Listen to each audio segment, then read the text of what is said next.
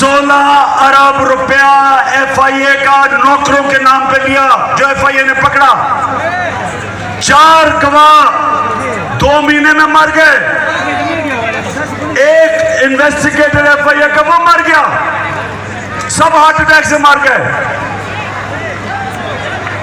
और जब भी इन्वेस्टिगेशन होगी पता चलेगा कि वो हार्ट अटैक से ऐसे नहीं मरे, उनको मरवाया गया। क्योंकि इसके केसेस थे तो अपने तो इन्होंने केसेस माफ करवा दिए। कौम को क्या हुआ? 4 महीने के अंदर पाकिस्तानियों सुनो, हमारा रुपया गिरना शुरू हुआ। नो कॉन्फिडेंस जब थी तो 178 रुपए का डॉलर था, आज 236 रुपए पर डॉलर चला गया। 30%।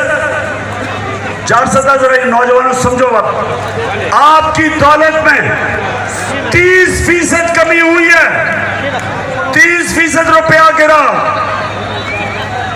हम सब की दौलत में 30% कमी हुई, लेकिन ये चोरों की, जिनकी अरबों डॉलर मुल्क के बाहर पड़े हैं, इनकी दौलत में 30% इजाफा हुआ।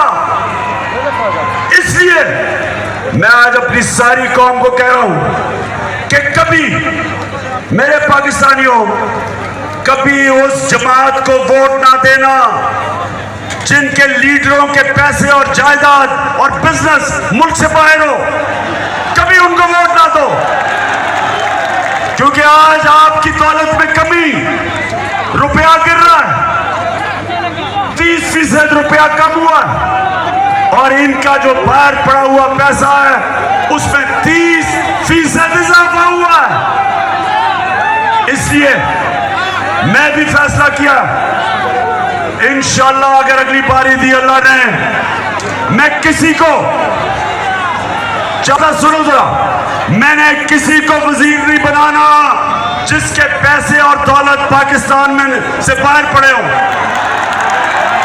जब तक एक सियासतदान के पैसे और दौलत मुल्क में नहीं पड़े, इसका मतलब वो पूरी तरह मुल्क से वफादार नहीं है। वो ये डर रहा है या तो चोरी का पैसा बाहर है, और या वो डर रहा है कि अगर मुल्क नीचे गया तो मेरा पैसा बाहर है, मैं बच जाऊंगा। मैं ये चाहता हूं कि जो भी अब क़यादत में आए उसका पैसा जीना मरना पाकिस्तान में हो, ताकि वो मुल्क के साथ ही नीचे जाए, वो लड़े अपने मुल्क के लिए।